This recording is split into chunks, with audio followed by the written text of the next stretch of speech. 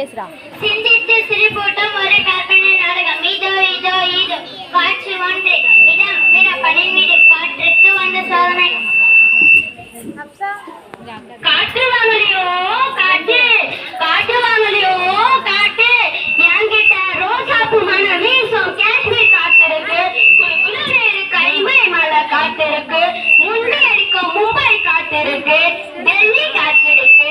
சிங்கார சென்னை காத்து இருக்கு. காத்து வாங்கலையோ காத்து, அம்மா காத்து வாங்கலையோ காத்து.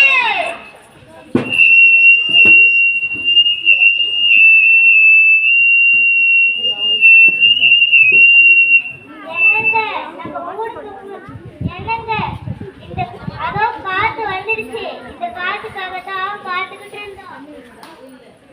நான் யாரு?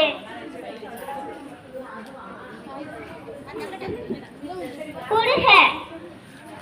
அது இல்ல, என் பேரு வீரப்ப. என் ஆத்தா வீரமா இருக்குன்னு வீரப்பன் பேர் வச்சா. ஆனா இப்போ மூச்சேடு கூட காத்து இல்லாம நெளிஞ்சு போயிருக்கிறேன். எப்ப பாரு பேசிக்கிட்டே இருக்கீங்க. ஆனா காத்து வாங்கத்தான் வழி இல்ல. நான் போய் காத்து வாங்க போறேன். போ போ போடுவாங்க.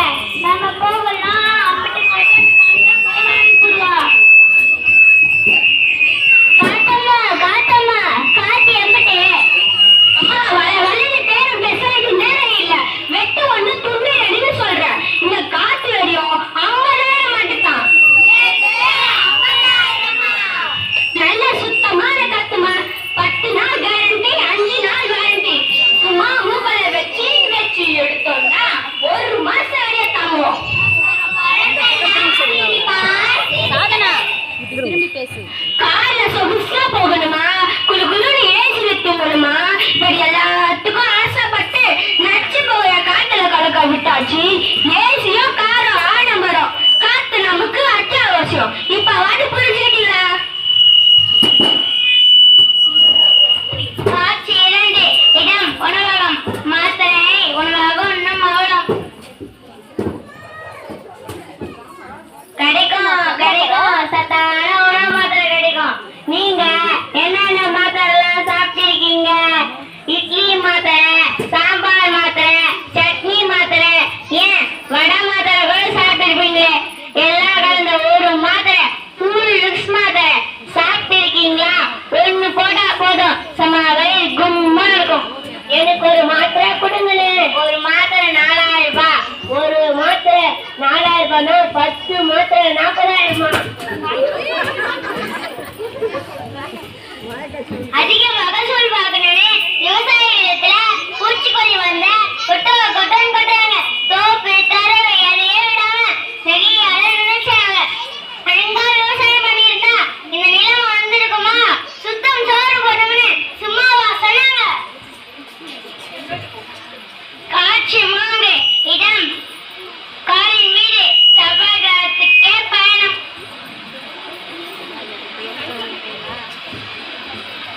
அப்பா என்ன வயலே என்ன வயலே.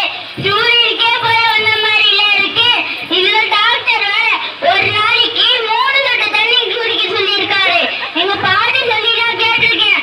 எங்க முன்னோரெல்லாம் நதியில நீந்து போகலாம், கிணத்துல குளிப்பாங்களாம், குட்டையில குளிப்பாங்களாம். ஏன் 6 மாடு கூட குட்டையில குளிக்குமா? ஆனா அந்த குப்பையை கொட்டி கொட்டி தண்ணி வராம பண்ணியாச்சு. ஹலோ டே தம்பி, செவ்வாய் அக்கா சத்தமா பேசுறேன். அக்கா குட்டையில நல்லா இருக்கீங்களா? எங்கக்கா ஒரே தண்ணி கொஞ்சமா இருக்கு. செவ்வாய்க்கு வாங்கன்னு கேக்குறீங்க நீங்க. இதோ ராத்திரியில குளிச்சு ராத்திரியா வந்துடுறோம். என்னங்க நம்ம ஊருக்கு புதுசா ஹரிபட்டன் சாமி வந்துட்டாரா? அவரு சொல்றதெல்லாம் நடக்குமா? நம்ம செவ்வாய்க்கு போறது முன்னாடி நம்ம கிரகம் என்ன சொல்றதுன்னு பார்க்கலாம். வாங்க போலாம்.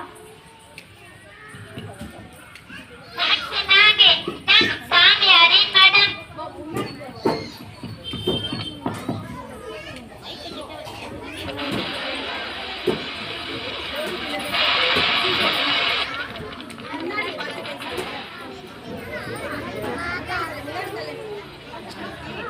சாமி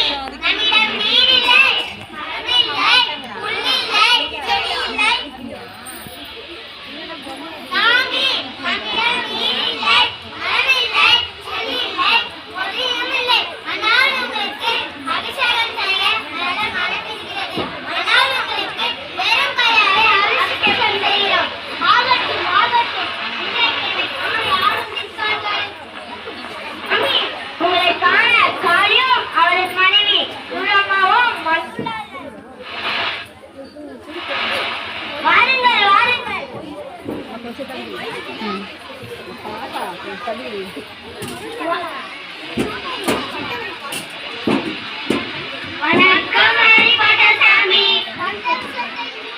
நாளைக்கு நாங்க செவ்வாய் கிரகத்துக்கு போறோம். எங்க ஜாதகம் எங்களுக்கு சாதகமா இருக்குதான்னு பார்த்து சொல்லுங்க சாமி. சாமி, நாங்க ஜாதகத்தையே பார்த்தேன்.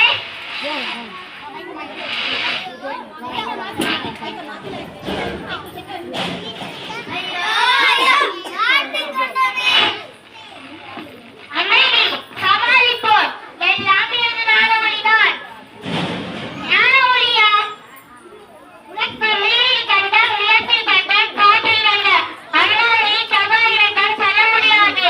மாறாக நான் சொல்வது செய்தால் உங்களே வரமாக வாழலாம். அதற்கு நாங்கள் என்ன செய்ய வேண்டும் சுவாமி? நீங்கள் கண்டத்தை உணர்த்த வேண்டும். நீங்கள் கண்டத்தை பார்க்க வேண்டும். அஞ்சனா, நீங்கள் முதல்ல இந்த உலகத்திலேயே இருக்கக்கூடாது. சொல்லுங்கள் சாமி, சொல்லுங்கள். அண்டம் என்றால் என்னவென்று சொல்லுங்கள். கூறுங்கள் சாமி, கூறுங்கள். அண்டம் என்றால் என்னவென்று கூறுங்கள் சாமி, கூறுங்கள்.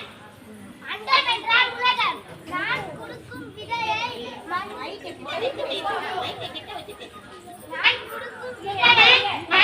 ஊற்றி, தண்ணீர் ஊற்றி, அதை விளைச்சல் சாமி, நீங்கள் விதையை கொடுக்கிறீர்கள். அதற்கு தண்ணீர் நன்றாக இருக்கும். சுபா, அந்த தண்ணீர் நீரை கொண்டு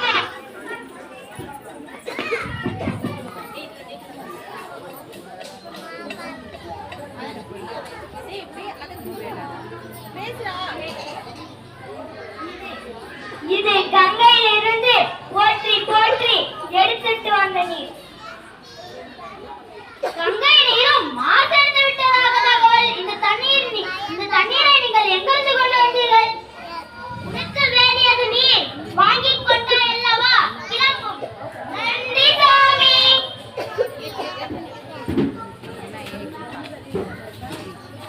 내 작은 배.